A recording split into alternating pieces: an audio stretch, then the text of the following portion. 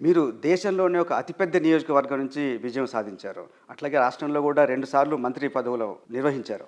ఎందుకు మీరు కేంద్రంలో మంత్రి పదవి రాలేదు? మీరేమన్నా భంగపడ్డాననే ఫీలింగ్ ఏమైనా ఉందా? అస్సలు లేదు. నేను ఎవరిని అడుగుతా కదా, నేను అడిగింది లేదు, నేను ఊహించుకునేది లేదు, భంగపడలేదు. ఈ మధ్య కాలంలో బీఆర్ఎస్ నుంచి ఒక 10 మంది ఎమ్మెల్యేలు, దాదాపు ఒక అర డజన్ మంది ఎమ్మెల్సీలు కాంగ్రెస్‌లోకి వెళ్ళిపోయారు. ఎందుకు వాళ్ళకు బీజేపీ ఆల్టర్‌నేటివ్ కనబడట్లేదు? బీజేపీకి వస్తే భవిష్యత్తు లేదని ఏమైనా అనుకుంటున్నారా?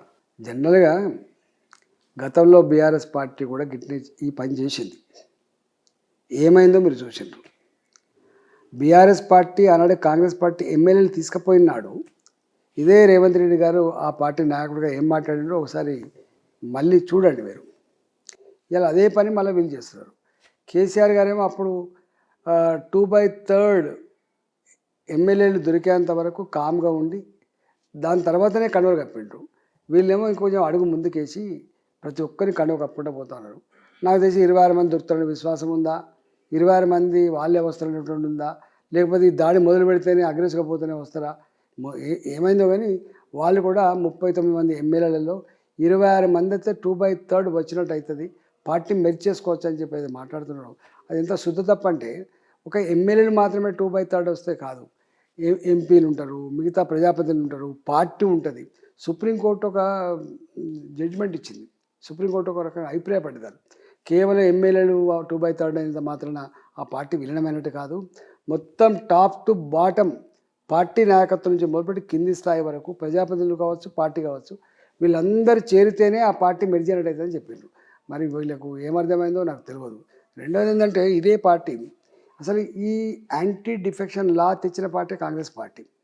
రాజీవ్ గాంధీ గారు తెచ్చిండ్రు. ఎందుకు తెచ్చిండ్రు? అంతకుముందు అయారాం గయారాం హర్యానాలో ఎట్లయితే ఏ నీచమైన చరిత్రకి శ్రీకారం చుట్టిందో ఆ నీచమైన చరిత్రకు చరమగీతం పాడాలని, ప్రజాస్వామ్యాన్ని రక్షించాలని చెప్పి ఏదైతే చట్టం వచ్చిందో యాంటీ డిఫెక్షన్ లా, ఇవాళ యాంటీ డిఫెక్షన్ లాని మొట్టమొదటిసారిగా నిర్వీర్యం చేసిన వ్యక్తి ఈ రాష్ట్రంలో కాంగ్రెస్ పార్టీ. ఆనాడు రాజశేఖర్ గారు చేసిండు. టీఆర్ఎస్ పార్టీ 26 మంది ఎమ్మెల్యేలు గెలిస్తే 10 మంది ఎమ్మెల్యేలు తీసుకుపోయి ఎట్లా ఎమ్మెల్సీని గెలిపించుకుని మీరు చూసిండ్రు. ఆ తదుపరి టీఆర్ఎస్ పార్టీ అధికారంకి వచ్చిన తర్వాత ఇంకింత మరింత బరిదెగించి పార్టీ విలీనం చేసుకున్నాడు కేసీఆర్ గారు. ఇవాళ వీళ్ళు ఇంకింత ముందుకు అడిగేసి ఈ పని చేస్తున్నారు. కానీ వాళ్ళ నాయకుడు రాహుల్ గాంధీ గారు స్వయంగా మేనిఫెస్టోలో పెట్టిన అంశం ఏంటంటే, ఒక పార్టీలో గెలిచి ఇంకొక పార్టీకి పోతే శాశ్వతంగా సభ్యత్వమే రద్దు చేయాలని చెప్పి మేనిఫెస్టోలో పెట్టుకొని మరి ఇలా వాళ్ళు చేస్తున్నది ఏందో. కానీ మీరు టీఆర్ఎస్లో ఉన్నప్పుడే కదా కేసీఆర్ గారు కాంగ్రెస్లో నాయకుల్ని కలుపుకుంది. అప్పుడు మీరు వ్యతిరేకించారు? మేము ఆనాడు వ్యతిరేకించడం మంచిది కాదు.